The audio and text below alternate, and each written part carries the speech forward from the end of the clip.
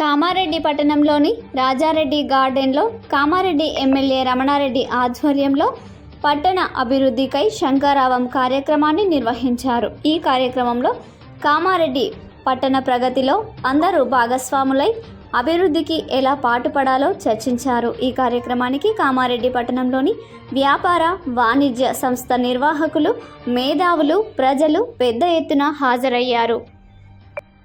నేను రూపాయి అడిగేవాడిని కాదు, నీకు ఎక్కువ ఎవరికైనా ఇస్తే నేను చెప్పలేదు. కానీ నీకు ఏదైనా ఇబ్బంది ఎవరైనా ఇబ్బంది పెట్టినా నాకు చెప్పినా నేను మీకు సాయం చేస్తాను తప్ప నీకు అనవసరమైన పనుల విషయంలో, అభివృద్ధికి ఆటంకం జరిగే విషయంలో ఎవరు సహకరించరు.